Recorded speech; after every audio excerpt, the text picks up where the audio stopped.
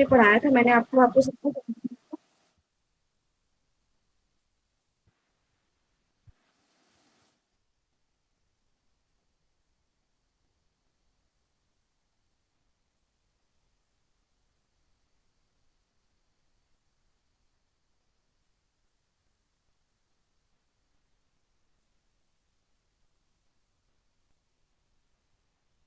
Okay बच्चों, good morning to all of you.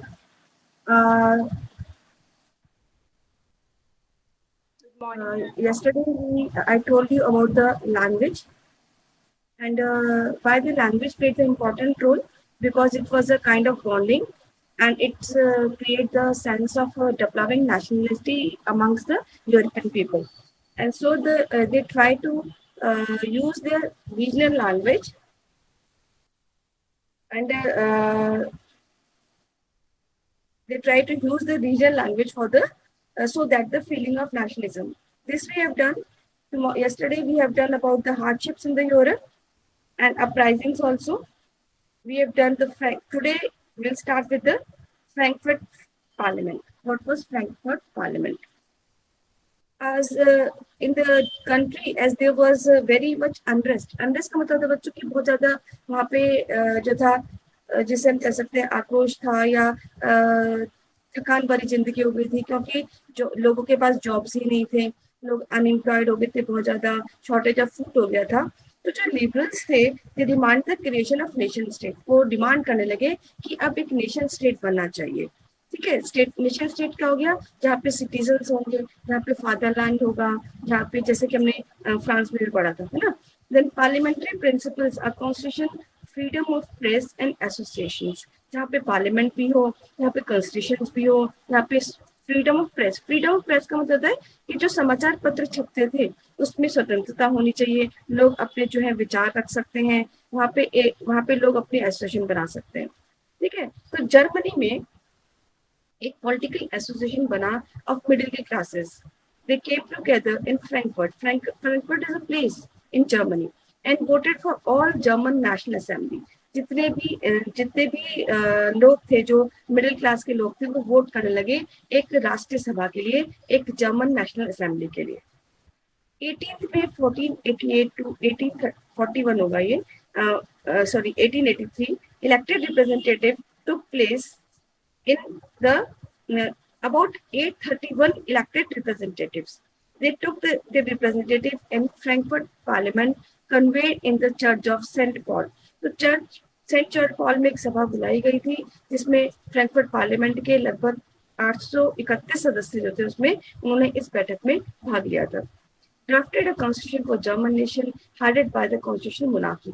अब क्या हो गया जर्मनी में, कि जर्मनी में एक कॉन्स्टिट्यूशन की स्थापना हो गई थी, और जिसमें कि लगभग जो थे, जिसको हेडेड किया जाता था by the constitution monarchy. Constitution monarchy का मतलब कल बताया था मैंने। एनिमल टेल मी,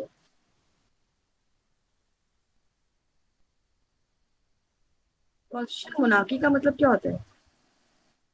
मैम जिसमें कॉन्स्टिट्यूशन के साथ मोनार्की भी। हाँ, जिसके साथ कॉन्स्टिट्यूशन के साथ, यानी कि जहाँ पार्लियामेंट भी होगी और जहाँ पे किंग भी होगा, दैट इज नोन एज। तो जर्मन में एस्टेब्लिश हो गया कॉन्स्टिट्यूशनल मोनार्की। अब ये कंटिन्यू है। The crown was offered a Frederick William fourth king of Persia, he rejected it. और जो क्राउन था वो दिया गया था, ताज दिया गया था Frederick William fourth king of Persia को, परंतु उसने रिजेक्ट कर दिया था। Opposition of aristocracy and military increase, यानी कि जो राजा लोग थे वो नहीं चाहते थे कि जर्मन में जो है कॉन्स्टिट्यूशन आए, तो उन्होंने जो भी उनको ऑफर मिला उसको रिजेक्ट कर दिया। एरिस्टोक्रेसी क्लास कौन सी होगी बच्चों? The Kings and the nobles, तो उन्होंने भी रिजेक्ट कर दिया। और जिससे जो था मिलिट्री जो थी, उन्होंने भी इसका रिवोल्ट कर दिया।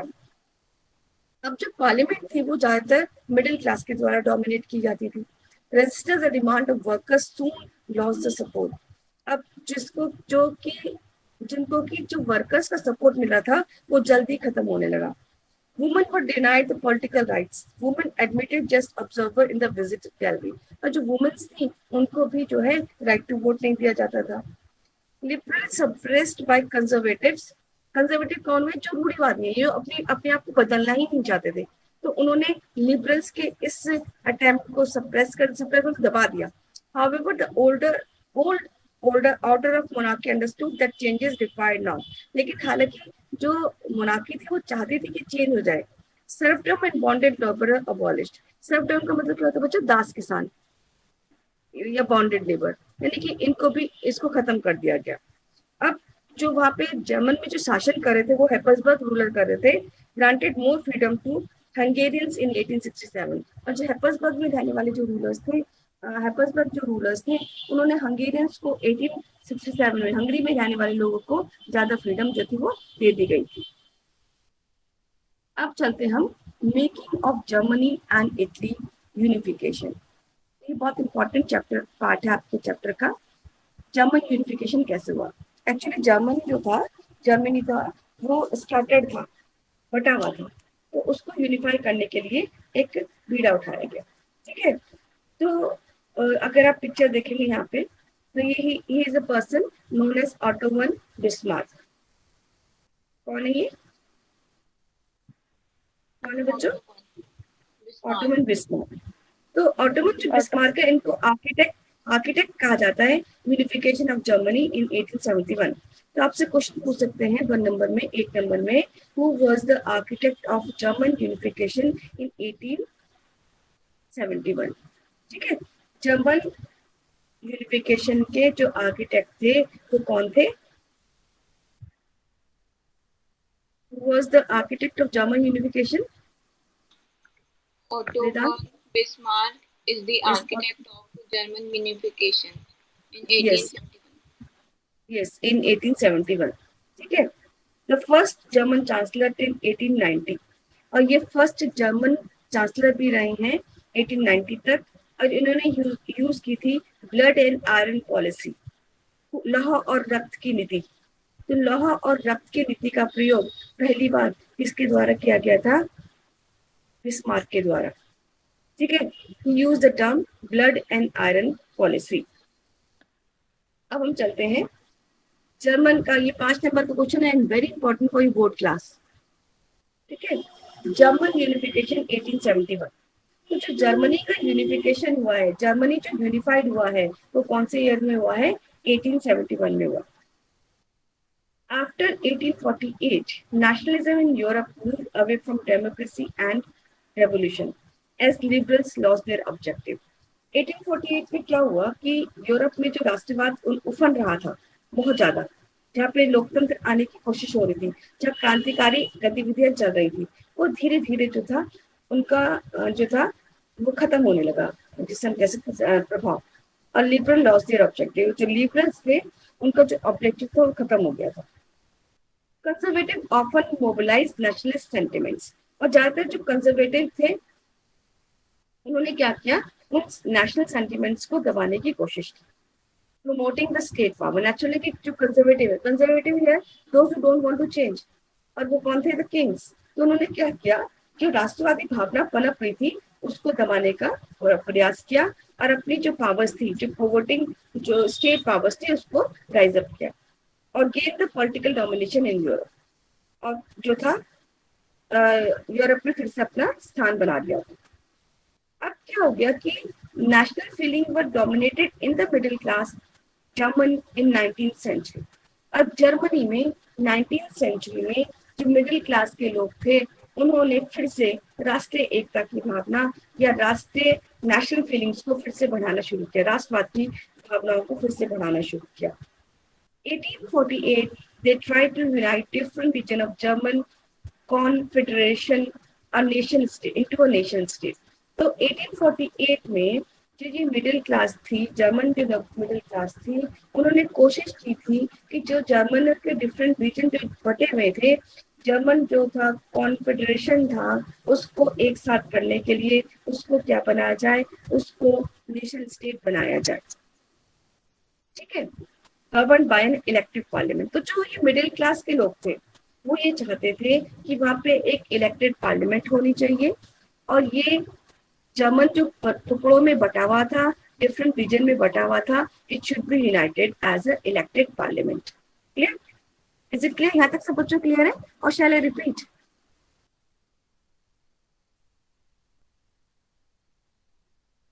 Shall I repeat? Yes, ma'am. Okay जैसे कि मैंने आपको Yes, बताया ma'am. 1848 में नेशनलिज्म यूरोप में आ चुका था, परंतु जो कंजर्वेटिव्स थे उन्होंने इस नेशनलिज्म को दबाने की कोशिश की, क्योंकि वो कंजर्वेटिव्स हियर हु दो जो didn't want to change, and they were generally the elite group, यानी कि किंग्स हुआ करते थे या नोबल्स होते थे। दे डोंट वांट कि मिडिल क्लास जो है उनको सफलता प्राप्त हो और जर्मनी में नेशनलिज्म आए। ठीक है, और आपको पता है कि ज्यादातर जो नेशनलिज्म की फीलिंग्स थी वो जर्मनी में वो मिडिल क्लास फैला रही थी। एंड 1848 में they try to confederation into nation state. वो चाहते थे कि जर्मन को फेडरेशन जो है वो एक हो जाए, उसको नेशन स्टेट कहा जाए, और वो चाहते थे कि वहां पे इलेक्टेड पार्लियामेंट बन जाए। Means the people should be govern by the parliament.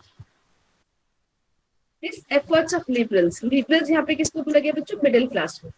ठीक है, ये जो एफर्ट्स थे मिडिल क्लास के, they were suppressed by combined force of monarchy and military supported by big land owners junkers। आपको ये ध्यान रखना है कि मैं जो एक नंबर के क्वेश्चन बीच में बताती हूँ वो आपको ध्यान में रखने हैं बेटा। Who were the junkers? Junkers were the big land owners in Germany. Who were junkers?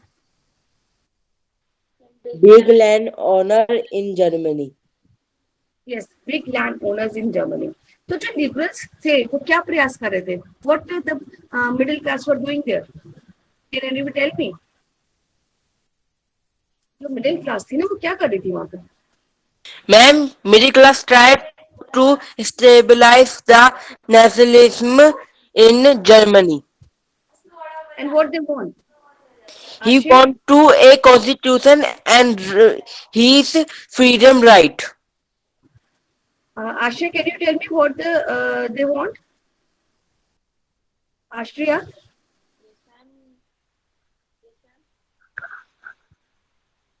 And they want to Yes. and they want a constitution without monarchy and also want the Germany to be unified. What they want? They want the elected parliament there. है ना? And their effort, okay, their effort was suppressed by whom?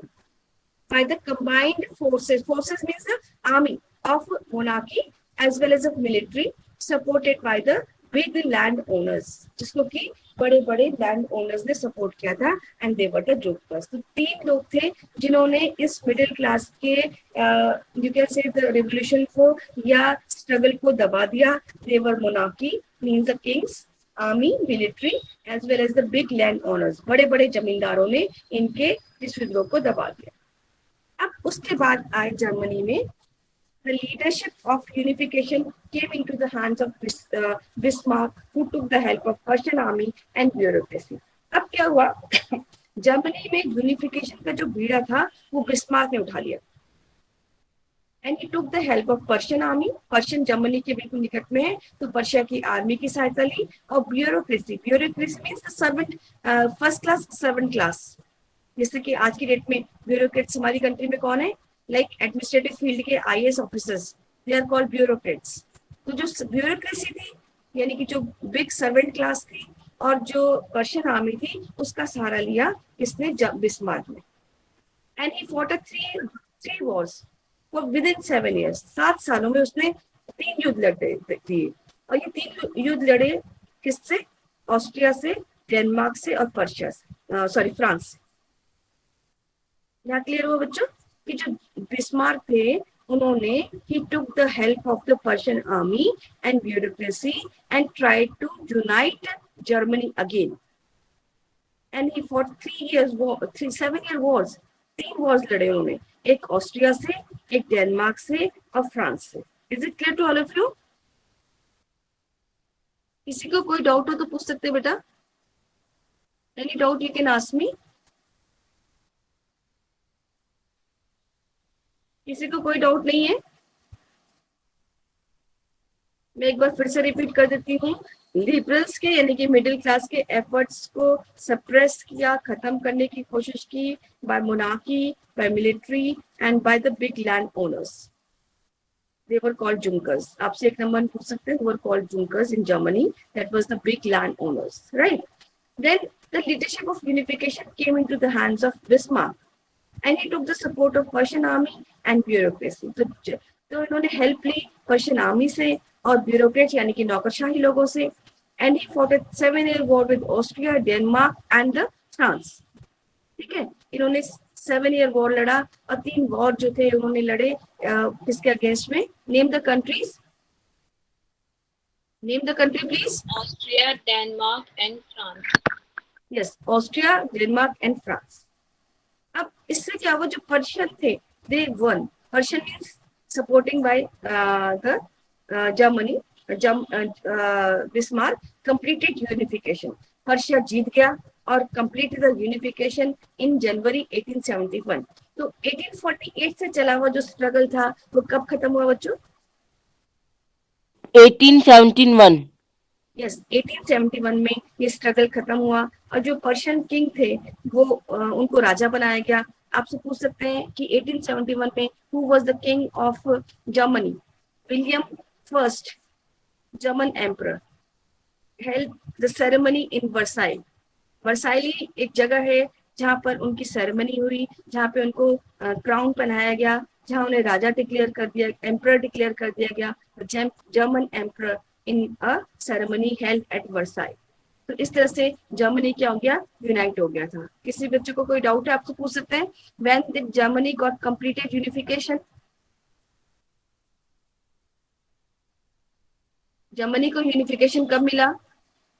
In January 1871. Yes, इन जनवरी. और बच्चे भी तो बोला करो, इन January 1871 the Persian king William first became the German emperor held at Versailles. Here you can say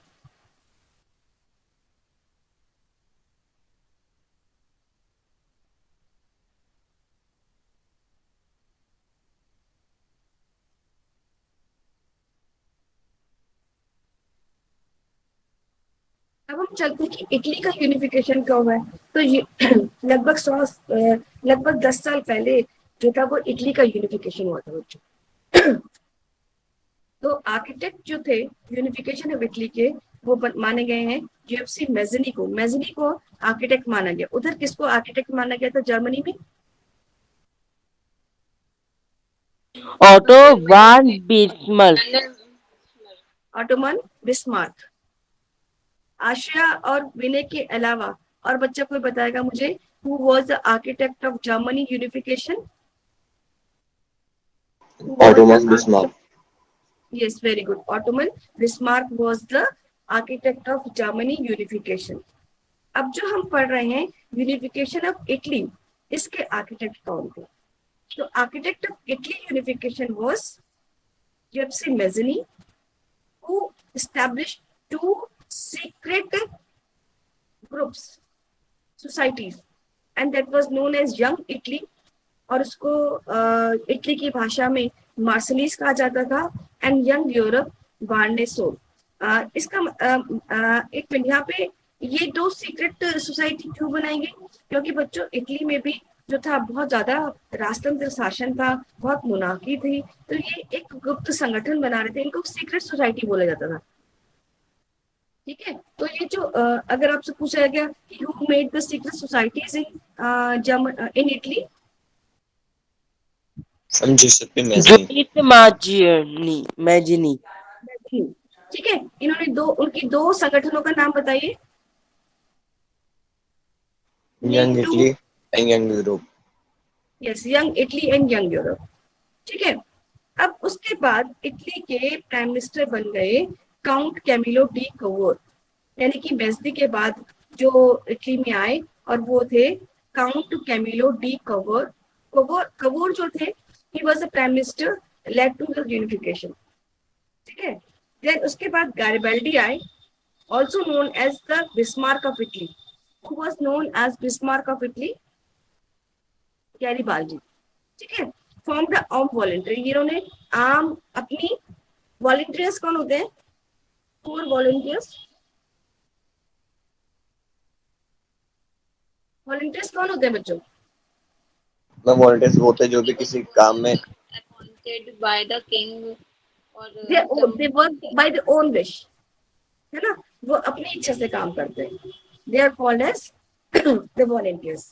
तो जो गैरिबल्डी थे उन्होंने एक ऐसी सेना बनाई जो अपनी इच्छा से वो दे रहे थे, और विक्टर इनामरल जो थे सेकंड, वो इटली के किंग बने थे। तो यहाँ पे जो रोल है यूनिफिकेशन ऑफ जर्मनी में, एक तो मेजनी का है, एक कैबूर का है, एक गैरिबल्डी का है, और Victor Emmanuel second was the king of Italy. आप देख सकते हैं ये दो है unification of Germany and Italy. ये गैरिबल्डी है, ये बिस्मार्क है, इनको आर्किटेक्ट बोला गया है। Now let's start with the unification of Germany. Screen show हो रही है ना बच्चों? Yes ma'am. Yes, ma'am. Okay, तो यहाँ आप देख रहे हो कि बिफोर यूनिफिकेशन यहाँ पे आपको अलग अलग कलर्स दिखाई दे रहे होंगे। तो इसका मतलब क्या था कि देवर different, there were different regions in Italy, like there are about 7 regions in Italy, those who were separated, यानी कि different region थे, वो unite नहीं थे। Is it clear? उसके बाद इधर आप देख रहे हो इस वाले एरिया में ये आफ्टर था यूनिफिकेशन, जहां पर कलर्स चेंज हो गए हैं और जहां पर यूनिफिकेशन ये सब बॉन्ड हो गए थे, बंद गए थे। क्लियर हो क्या? तो ये मैप आपको मैं सेंड कर दूंगी, you can draw this map for your own convenience. यहाँ देखिए ये मेडिटेरियन सी है, ये मेडिटेरियन सी कहाँ है? आप उस बच्चे को पता है? अफ्रीका और यूरोप के बीच में जो सी है उसको मेडिटेरियन सी बोलते हैं बेटा। तो you can see the position in the world map कि इटली की पोजीशन कहाँ पर है। ठीक है, जब हम वर्ल्ड मैप में हम देखते हैं, इसमें भी शो नहीं हो पा रहा है, तो मैं आपको जब वर्ल्ड मैप दिखाऊंगी तो आप इटली की पोजीशन उसमें देख सकते हैं। तो हम चलते हैं कि इटली का प्रोसेस कैसे हुआ। Political fragmentation, Italy also fragmented like Germany. राजनीतिक फ्रेगमेंटेशन के कारण इटली भी जर्मनी की तरह बटा हुआ था। And during the middle of 19th century, it was divided into 7 states, of which only Sardinia Piedmont ruled by Italian prince. 7 क्षेत्रों में बटा हुआ था और इसमें से केवल एक ऐसा राज्य था जो सर्डिनिया पिडमंट के द्वारा रूल हो रहा था। ठीक है, इसका जो नॉर्थ पार्ट था वो ऑस्ट्रेलियन हैप्सबर्ग कहलाता था, सेंट्रल पार्ट इसका पोप कहलाता था, southern reason Bourbon king of Spain थे, रीजनल लैंग्वेजेस स्पोकन थी। तो इसका मतलब क्या हो गया? इसका जो नॉर्थ पार्ट था, जो आप ये नॉर्थ पार्ट दिखाई दे रहा है आपको, दिस वाज ऑस्ट्रेलियन हैप्सबर्ग। यहाँ पे ऑस्ट्रिया हैप्सबर्ग का शासन था। तो यहाँ ऑस्ट्रिया ग्रीन कलर में आपको दिखाई दे रहा होगा, है ना? और यहाँ पर नहीं है बच्चों, देखो इस वाले में नहीं है। इट मीन्स ये सब क्या हो गए थे? यूनाइट हो गए थे। और सेंटर जो था वो पोप का शासन था वहां पे, और सदर्न रीजन पर वहां पे बॉर्बन किंग्स थे स्पेन के। इस तरह से वहां पे अब लोग अलग अलग थे, तो नेचुरल की जो रीजनल लैंग्वेजेस थी वो भी क्या थी? अलग अलग थी, है ना? और 1830 में Mazzini made an efforts to unite Italian republic. तो मेजनी नामक जो व्यक्ति आए, उन्होंने कोशिश की इटली को यूनिफाइड करने की, and he formed the secret society known as Young Italy to achieve his goal. So Young Italy and Young Europe also was made by Mazzini to achieve his goal. What was his goal? What was the goal of Mazzini? Unite Italy. Yes, to unite Italy. He made every efforts and he made the secret society. Name the secret societies. विनय नहीं बताएगा, विनय नहीं बताएगा, कोई और बताएगा। Ma'am young Italy. Young Italy. Ma'am young Italy. सार्थक ने बताया young Italy to achieve his goal. What was his goal? Yes, his goal was to unify the Italy. अब मेजनी के बाद आए Kabul, who was the chief minister, led the movement to unify Italy. He formed a tactful alliances with France, Sardinia, Piedmont, and defeated Austrian forces in 1859. तो उन्होंने बड़े tactful तरीके से, बड़ी चालाकी से अलायंसेस कर लिए। अलायंसेस मतलब मित्रता कर ली, किससे? फ्रांस से। और जो सलीना पिडमोंट जो ओनली रूलर इटली में शासक था, उससे भी जो थी वो उसके अगेंस्ट जो था वो ऑस्ट्रियन फोर्स को भेज दिया गया, के अगेंस्ट भेज दिया गया और वो हार गए Australians. Then Garibaldi also joined the huge armed force in 1860, marched south Italy and kingdom of Two Sicily and succeeded in driving on a special Spanish ruler. जैसे कि मैंने आपको बताया कि जो उसका साउथ पार्ट था वहाँ पे हेपसबर्ग रूलर्स थे. ठीक है, तो जो गैरिबल्डी थे, गैरिबल्डी ने अपनी ऐच्छिक यानी कि वॉलेंट्री आर्मी फोर्स बनाया और he march south part of Italy.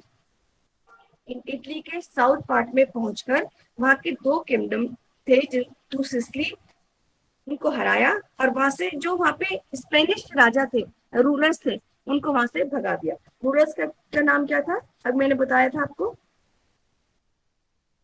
Can anybody tell me the name of the rulers? गलाबद्दी. नहीं बेटा, वहां पे कौन सा वंश शासन करता साउथ पार्ट ऑफ, उसमें साउथ पार्ट में कौन सा वंश जो था वो शासन कर रहा था? Ma'am Spanish Bourbon rural. kings of Spain. नहीं बेटा, Bourbon kings. हेपसबर्ग. हेपसबर्ग वो वहां पे स्पेनिश किंग तो थे, लेकिन जो राजवंश था वो कौन सा था? हेपसबर्ग. कौन सा था बच्चों? Habsburg. Yes, Habsburg was the वहां पर शासन था. और जो वहां पे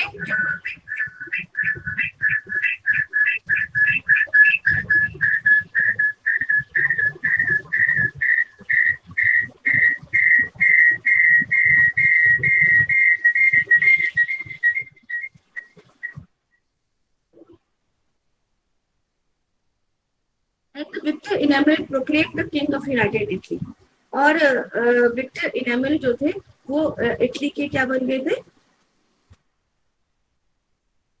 वो क्या बन गए थे बच्चों? किंग बन गए थे. New king of Italy.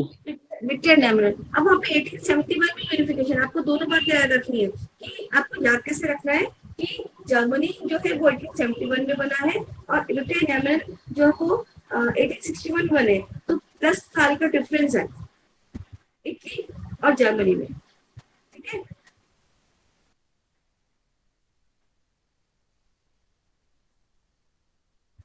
ठीक है, क्लियर हो गया? Is it clear? Victor Emmanuel proclaimed the king of united. अब हम चलते हैं unification of Britain. Britain United Kingdom के नाम से जो आप सुनते हैं. No British nation before 18th century. कहीं नाम नहीं था उसका बच्चों. 18th सेंचुरी से पहले कहीं भी ब्रिटिश नेशन का नाम नहीं था. The British Iceland comprised of English, Welsh, Scot and Irish ethnic group. Ethnic groups क्या होते हैं? जहाँ पे नर जातीय समूह, हिंदी में हम बोलते हैं इसको नर जातीय समूह. तो ब्रिटिश आइलैंड में डिफरेंट तरीके के लोग रहते थे. जिसमें इंग्लिश लोग भी थे, जिसमें वेलिश लोग भी थे, जिसमें स्कॉटलैंड के लोग भी थे, जिसमें आयरिश लोग भी थे. ठीक है, अब जो ब्रिटिश था वो नेशन अभी तक नहीं था, लेकिन due to industrialization, concentration of wealth, English dominated over the other group. तो ब्रिटेन में जब बच्चों इंडस्ट्रियलाइजेशन आया तो उससे वहां पे मनी आ गया, वहां पे उनकी इनकम बढ़ गई. और जो इंग्लिश वाले थे, आप देख रहे हैं कि डिफरेंट ग्रुप्स है ना, इंग्लिश है, वेलिश है, स्कॉट है, आयरिश है. तो जो ये इंग्लिश वाले थे इन्होंने डोमिनेट कर दिया अदर ग्रुप्स को. किस मतलब अपना प्रभाव जमा दिया. किस ग्रुप पे जमाया होगा? कौन से अदर ग्रुप पे जमाया होगा बेटा? Can anybody tell me? Ma'am Habsburg. Welsh, Scot and Irish. Yes. How the English people became rich? How the Because English people industrialization due to industrialization, English people become the rich. okay, उनके पास बहुत सारा धन आ चुका था and they dominated the other groups. ठीक है, अब जब वो लोग रिच हो गए तो नेचुरल था वो अपने देश के बारे में सोचने लगे, तो उन्होंने सबसे पहले इंग्लिश लैंग्वेज को अपनाया, सिंबल बनाया, नेशनल सिंबल बनाया, ब्रिटिश फ्लैग बना लिया, नेशनल एंथम वाज प्रमोटेड। तो इस तरह से धीरे धीरे ब्रिटिशर्स जो थे वो आगे बढ़ रहे थे, उन्होंने अपनी एक इंग्लिश लैंग्वेज बना ली थी जो कि सब जगह प्रोपोगेट होने लगी थी। फिर उन्होंने अपना एक ब्रिटिश फ्लैग जो था उसको बना लिया था। फिर उन्होंने नेशनल एंथम जो था उसको प्रमोट करना शुरू कर दिया। Unlike French Revolution, the Britain was a result of long draw among the ethnic group. Britain achieve this by parliament act. तो ब्रिटेन जो थे जो बने हैं उन्होंने इस सबको एक पार्लियामेंट बनाकर इन सबको पास किया था, चाहे उनकी इंग्लिश लैंग्वेज थी, चाहे उनका ब्रिटिश फ्लैग था, चाहे उनका नेशनल एंथम था, उन सबको उन्होंने क्या किया था, प्रमोट किया था by passing the parliamentary act. अब यहाँ देखते हैं हम कि एक्ट ऑफ यूनियन 1707। एक्ट का मतलब क्या होता है बेटा, कानून। तो एक कानून बन गया था जिसको कि एक्ट ऑफ यूनियन कहा जाता है इन 1707। सबसे पहले जो ब्रिटिश पार्लियामेंट थी seize power from monarchy in 1868 a glorious war. तो जो ब्रिटेन की जो पार्लियामेंट थी ना वो फॉर्म हुई एक तरीके से 1688 में। कब फॉर्म हुई है? उन्होंने मोनार्की को, यस 1688 में उन्होंने मोनार्की को खेल डाला था और उन्होंने एक रिवोल्यूशन कर डाला था। ठीक है, आपसे पूछ सकते हैं when was English parliament form? English parliament 1688। yes 1688 में। It was a glorious revolution by the English Parliament against the monarchy. 1707 में Act of Union formed by Scotland and England. अब इंग्लैंड और स्कॉटलैंड मिल चुके थे और उन्होंने एक यूनियन फॉर्म किया था and this union is known as United Kingdom of Great Britain. तो आजकल हम यूके बोलते हैं ना, UK means United Kingdom. Uttarakhand भी है यूके से, है ना। ऐसे ही यूरोप कंट्री का यूके है United Kingdom of Great Britain. इसको किस किसने फॉर्म किया था बच्चों? किन दो कंट्री रीजन ने मिलकर बनाया था? हम Scotland England. England. Very good Karima. Scotland and England ने मिलकर इसको बनाया था। ठीक है, and known as United Kingdom of Great Britain. Means that the England was able to impose its influence on Scotland plus England. अब क्या हो गया कि इंग्लैंड का प्रभाव इंग्लैंड और स्कॉटलैंड में हो गया था। However the Scottish culture and political institution suppress हो गया था, क्योंकि आपको पता है कि अंग्रेजों का वर्चस्व बहुत ज्यादा था, उनका डोमिनेंस बहुत ज्यादा था। तो उन्होंने क्या किया, स्कॉटलैंड में रहने वाले जो कल्चर था, आपके जो पॉलिटिकल इंस्टीट्यूशंस थे, उस पर भी अपना दबाव बना लिया था।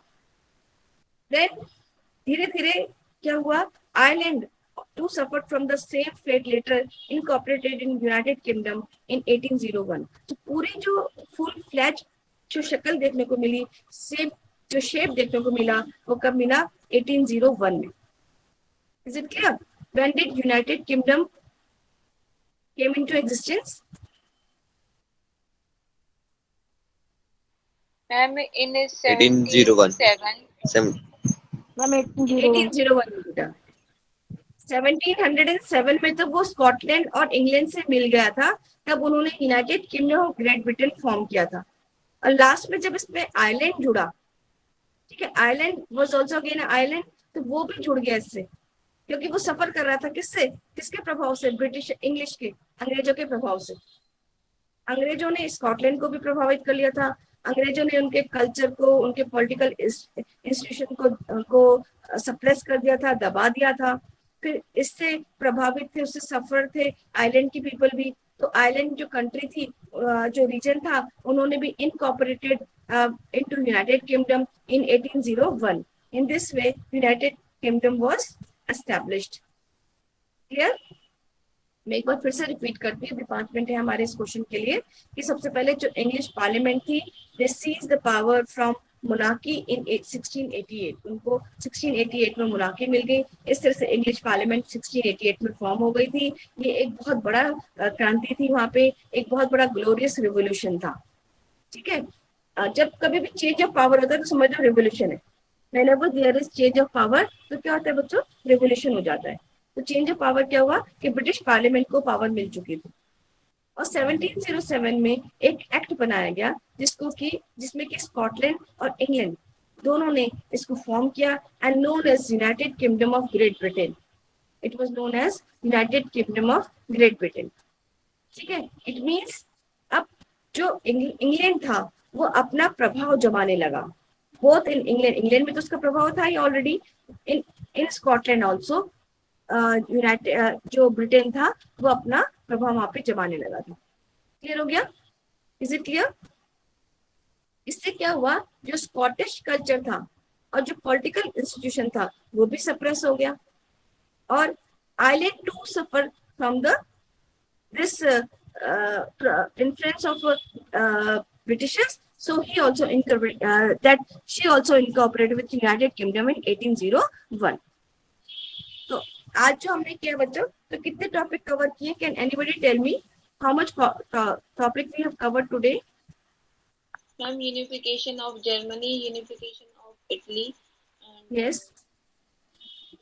And making of Great United Kingdom of Great Britain, the Act of Union 17. yes, act of unification of Britain, unification of Germany, and unification of Italy. Today we have done. Who was the architect of Germany?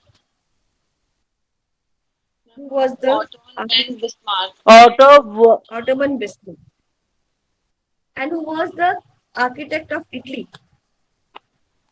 And Giuseppe Mazzini. नहीं बेटा, actually जो architects तो बहुत थे, उन्होंने तो start किया था ना. जो एक्चुअल आर्किटेक्ट माना जाता है वो गैरिबाल्डी को माना जाता है. You can see the pictures here of Garibaldi and Bismarck. You can see. Yes, ma'am. Bismarck ने कौन से 3 कंट्रीज के अगेंस्ट वॉर किया था? Ma'am Finland, Irish and Australia. No.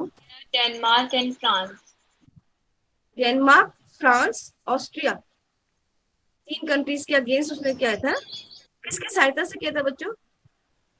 With the help of Persia. With the help of Persian army and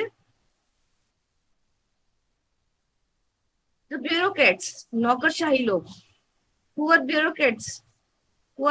मैंने बताया ना आपको. Ma'am big servant. Big servants होते हैं, सर्विस क्लास होती है जो एडमिनिस्ट्रेटिव रूल्स को देखती है, उनको ब्यूरोक्रेट्स बोलते हैं. तो ब्यूरोक्रेट्स की सहायता से और पर्शियन की सहायता से बिस्मार्क जो थे उन्होंने यूनिफिकेशन ऑफ जर्मनी को दिलाया था. When Germany was declared as unified, जल्दी बताओ बेटा. 1801. नो. In 1788. 1788. 88. नो बेटा. Ma'am 1871. 1801. Yes, very good Garima. 1871 में. मैं आपसे क्या पूछा कि जर्मनी कब यूनिफाई हुआ, जर्मनी का एकीकरण कब हुआ है? 1871 में. इटली का कब हुआ है? मैम 1861. यस, 1861 में. ठीक है. ब्रिटिश पार्लियामेंट कब आई? British parliament 16 ma'am 1688. यस, 1688 में. फिर यूनाइटेड किंगडम कब पूरा तरह से फॉर्म हुआ? Which year? 1801. यस, 1801 में. When was union act was passed? And 1701. 1707. Yes, 1701. Okay बेटा, आपका ये क्लास ओवर होती है. आपको दूसरी क्लास भी ज्वाइन करनी है हो तो all the best for your next class. Bye बच्चों. जैन मैम. Chain ma'am. जय मैम. जय हिंद.